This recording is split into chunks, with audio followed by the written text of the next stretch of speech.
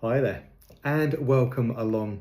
Today I'm going to be talking to you about pest and disease problems, and more importantly, how you can actually avoid them in the garden.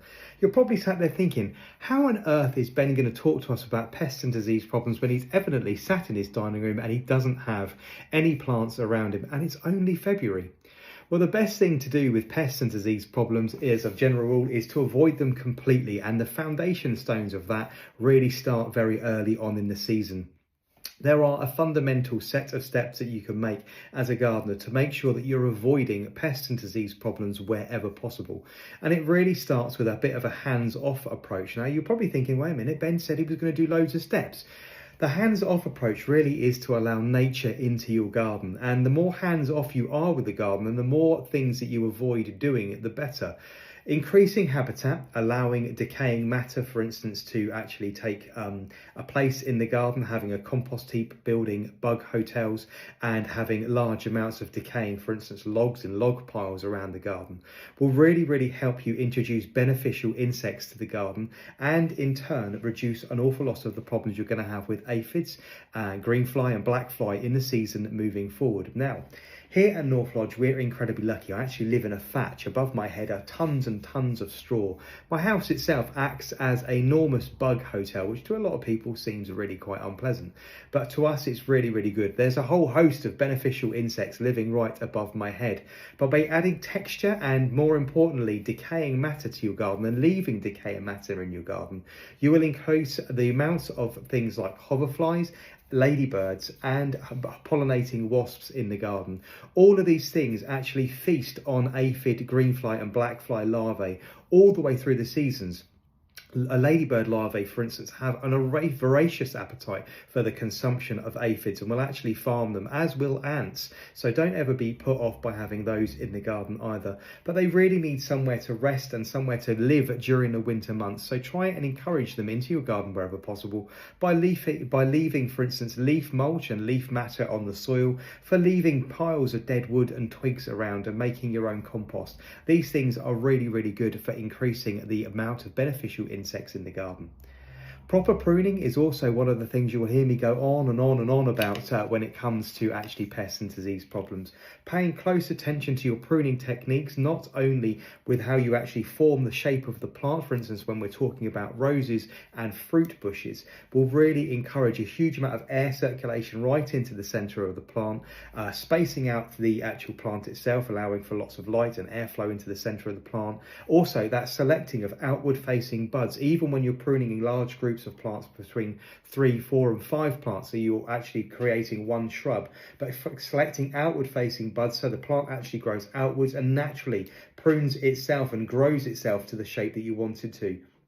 When you're pruning, also pay close attention to the condition and the hygiene of your plant. So the condition, is the plant in deterioration? Is it still growing very strongly? Am I selecting strong canes? Is it still producing lots of basal growth? And if it's not actually producing lots of growth and the flowers that you're experiencing from the top of the plant are actually starting to diminish and that gets less and less per season, just make a mental note of it. If you're anything like me, you take pictures on your phone, or I actually have a book in the garden that a book that's actually in the drawer behind me, but a book that I make notes into these things. So if I'm noticing, for instance, a particular variety is really starting to struggle on my subscription-based content, just over the last couple of months, I had to remove my beloved Lady Emma Hamilton. She basically got to the point where she was no longer producing a huge amount of flowers and had actually flowered itself almost to death. In the garden, even with a garden my size, which is just over 1/3 of an acre, every single plant that's in the garden has to be paying its way. And she was no longer, unfortunately, bringing me a huge amount of joy. So over a period of years, I've noticed that one is particularly in decline, and I've removed that one from my collection now and replaced it with something else. So making these mental notes about how your plants are performing and just keeping a little bit of a record will really help you on your way to understanding where they're moving to. If they've lost their vigour, it's time for them to be replaced to grafted rows here in the UK, lasting anywhere between about 15 to 20 years. Depending on how much they flower, they unfortunately can almost sort of grow themselves to an early death. So do make sure you keep notes on these things as well. But by doing proper pruning, creating that central bowl, that nice and empty space, removing the dead wood promptly, and looking out for pest and disease problems as you go through the season will really, really help these things. As will the most important thing for during today's talk is actually to make sure that you remove the leaf litter from your plants. A lot of people, I've had hundreds and hundreds of messages on this particular subject, especially when it's regarding climbing and rambling roses, about how far you should go. And realistically, it's a wonderful thing that a lot of these modern roses, especially some of the modern cultivars launched over the last 5 to 10 years, are now flowering all the way through the summer months and through into autumn, and carrying flowers through into the winter months.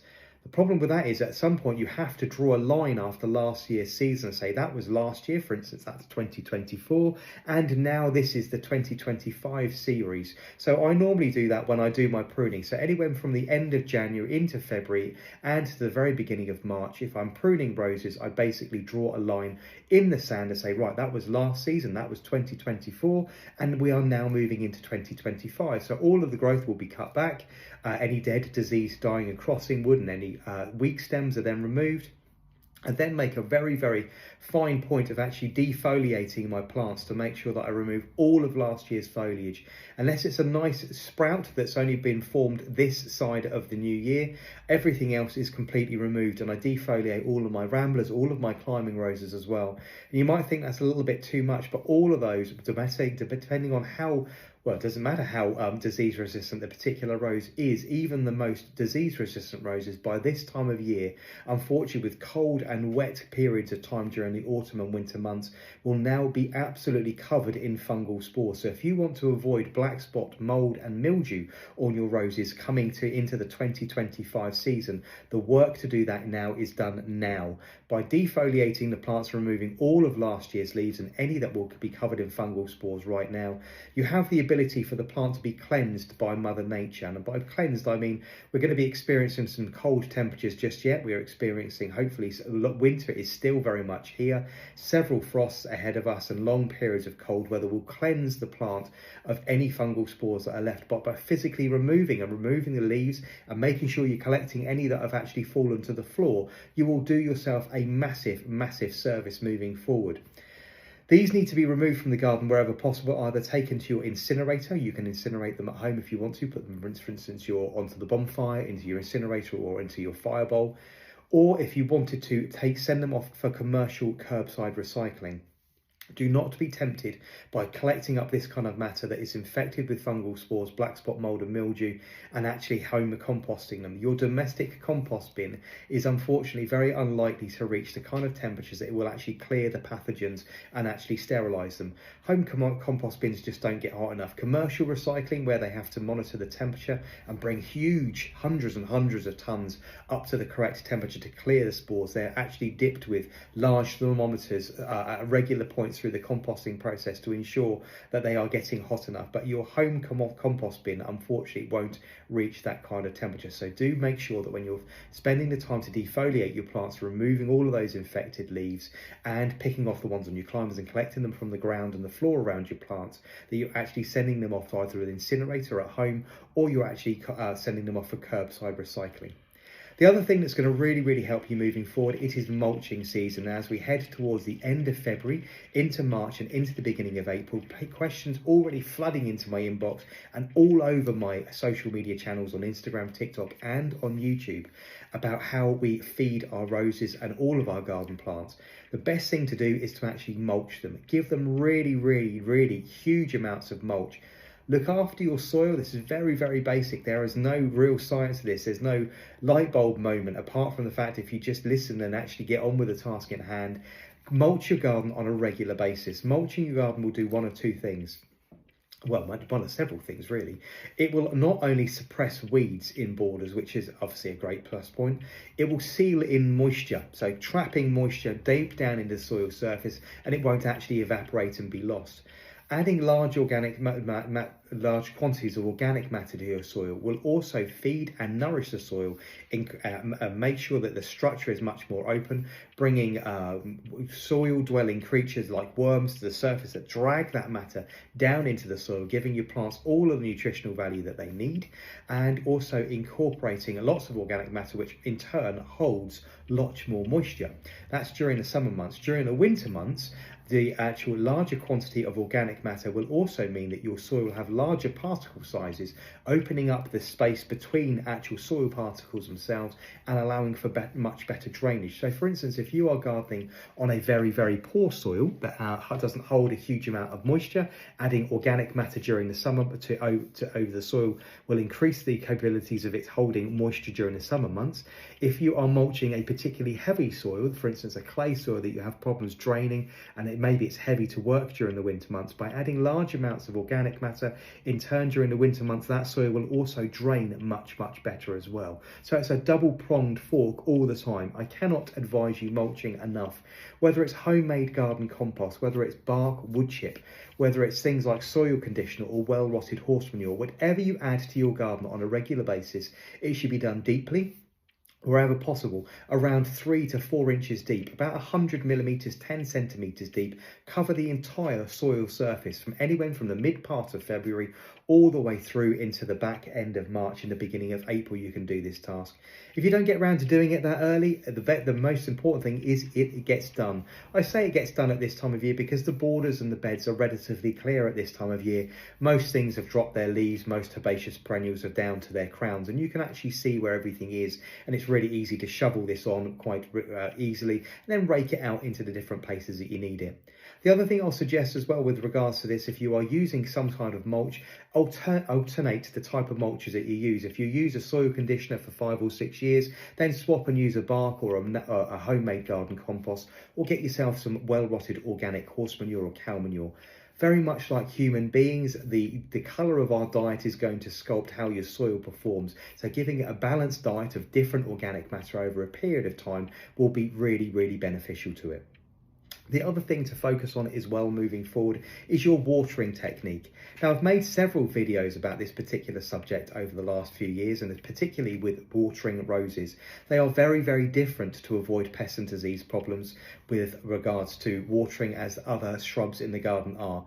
Normally, as a horticulturist, you would always suggest you water your plants at the end of the day, just as the sun starts to set and the evening temperatures start to drop.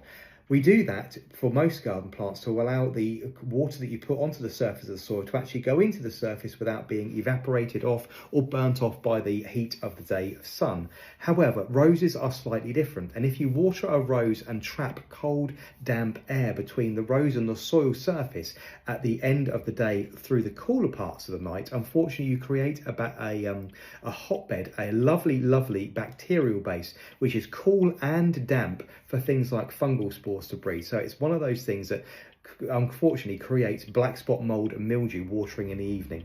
The worst thing you can possibly do for a rose is to actually get it wet. Now, I know that's really stupid saying here in the UK, the worst thing you can get is a rose wet, because obviously we can't control the weather, and it often rains here in the UK regularly during our summer months. However, going out into the garden and spraying them with your garden hose and getting the foliage and the flowers and the buds wet not only will cause balling, which means the rose won't actually open its blooms properly, but also will get the foliage wet and trap cold, damp, wet air between the plant's foliage and the soil surface, which during the evening creates that lovely, cool, wet atmosphere for fungal spores to breed, which you simply don't want to do. So you must water actually at the beginning part of the day, which is why I'm normally up early as a gardener, moving about the garden somewhere between sort of 5:30 in the morning, out watering. And I always water using a watering can wherever possible, or with an irrigation system. Now, the beds and the borders here are covered in irrigation system that operates in the early hours of the morning, and delivers focused watering to the very surface of the soil, where it goes straight down and it can be used by your plants. However, if you don't have one of those, you want to be watering with a watering can or with a hose with the lance off. Place the water straight onto the soil, so don't get the flowers or the foliage of the plant wet. Focus watering really means that you are applying at least 2 gallons, which is about 14 to 15 litres of water once or twice a week per row. So it's quite a lot. And we only do that a couple of times a week for a reason. We want the plant to drive its roots deep down into the soil to actually look for water and become independent of us as gardeners. However, they need a little bit of help doing that. So by watering with a couple of gallons of water at any one time, that water goes right deep down into the soil surface and into the subsoil, allowing your plant to actually trace it. It will actually follow it. It will send roots down into the soil to make sure that it's finding all of that water. So water once or twice a week, really, really deep. A whole watering can of water, around 2 gallons wherever possible. I say there are several videos on Instagram, YouTube and TikTok of me doing that, but it's really important that you not only water in the morning and not in the afternoon, and you deep and focus water.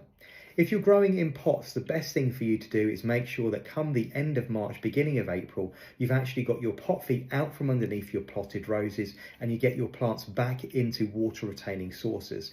This gives you a little bit of a stopgap and gives you a little bit of a break point, just to make sure that there's actually a little bit of extra water for the plant to actually gain access to. So when you're watering, obviously one of the most important things is you water regularly when you're in a pot. That unfortunately flushes out an awful lot of the nutritional value of the soil itself. So by putting a saucer underneath it, it catches a little bit of that nutritional value and stops it just being leached away and staying in your patio. So get your water retaining sources back under your roses by no later than the end of March, beginning of April. Other feeding regimes can be really, really helpful and help defend your plants from pest and disease problems as well. Much like human beings, plants that are growing vigorously, plants that are growing healthily and are in really good condition have the best chances of fending off attack from aphids, mold, mildew, all of those different things we're trying to avoid in the rose garden. So making sure you're feeding properly. So obviously we've talked about mulching. You can do that to your pots as well. There's several videos on Instagram, YouTube and TikTok on my subscription-based services on how you can top dress and feed a pot grown plant, but also make sure that you're applying your pelleted and slow release fertilizers at the correct time as well. These need to be added, normally they're temperature controlled and normally they can released by certain amounts of moisture. So there's no point in throwing them on there really, really early and allowing them to sit there and just be dormant. Apply them somewhere in between the March and April into the beginning part of May, just as the temperatures start to rise. Pelleted and slow release fertilizers need to be added to the soil surface and lightly forked in and watered on if we don't get any rain within about 10 to 14 days. They need to be applied around 10 to 14 days before the plant actually needs any nutritional value. So just as the plant is starting to wake up in the early parts of March and April, that is the perfect window to be applying your slow release fertilizers. And then once we're through the first flush of flowers, you can consider adding a liquid feed if you want to. Personally, in my garden, actually in the beds and borders of the garden, I'm relying very heavily on my mulches and things like potash, fire ash from the fire that I add to the borders as well. But when you're growing in pots, you can start thinking about adding a liquid feed to your plants around every 2 weeks from the first flush of flowers. And normally that occurs somewhere in the first week of June, sometimes at the very end of May, but normally in the first week of June. And then you can go ahead and add your liquid feeds to your plants every 2 weeks. Personally, everybody's always asking me what I use, and for myself, it's always N-Feed, Seafeed Extra. It is an organic seaweed feed, which adds all the nutritional value that you need and just gives your plants just that little bit of a pep and all the nutritional value you need for them to move forward and actually flower really, really heavily. I'm just going to have a quick look at my notes to make sure that I actually haven't skipped anything. The other thing to obviously talk about is if you are encouraging wildlife into your garden, that you put that spray bottle down. This is going to be really, really difficult for a lot of people to bear. But the more that you put the spray bottle down and you don't actually reach back for it. Again, I remember myself being there about 10 years ago, thinking I'm not seeing the progress I want to be seen made. My plants are still under attack. I'm going to go out and I'm going to get the spray out. The problem is by reaching for the spray, unfortunately, you kill absolutely everything in the garden at the same time. So you really, really must make sure that you hold your ground for around 24 to 36 months.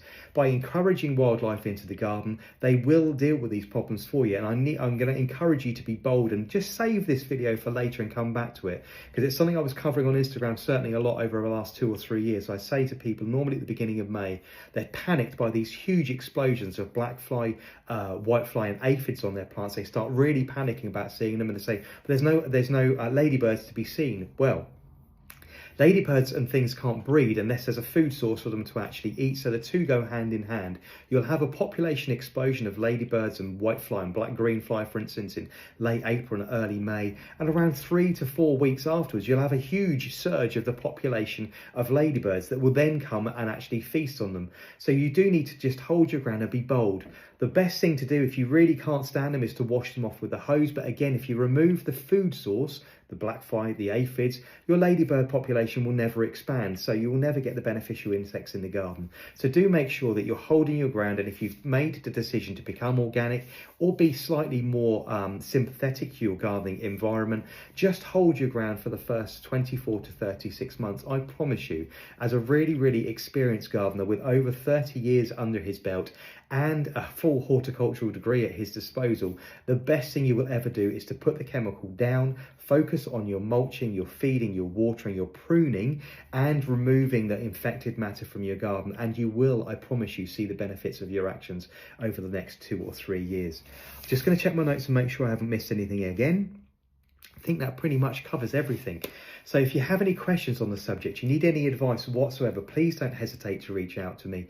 There are loads and loads of videos about pest and disease problems, about proper pruning, proper watering, focused feeding and top dressing on all of my channels, whether you're following on Instagram, YouTube or TikTok. Please also consider subscribing to any one of the channels and actually create yourself a paid for membership when they're available on all channels to elevate your gardening technique. There's loads and loads of information and loads of exclusive videos that you won't see anywhere else on the internet, whether you're on Instagram, TikTok or YouTube. There's a whole catalogue of information there for you to watch at any time. And as a paying subscriber, the most important word there is a paying subscriber, you get to actually request the content that you want to see. So if there is a particular subject you want me to cover, there's a video you want me to create, you can always drop me an inbox and I will always endeavour to film the content for you, creating your own digital database of gardening information to make sure that you have all the information you need to make you the best possible gardener you can be. Right, I hope you've enjoyed today's lecture on pests and disease problems and how it is best to avoid them in the garden. Once again, if you have any questions, don't hesitate to ask. I will see you all again very soon. Take good care now. Bye-bye.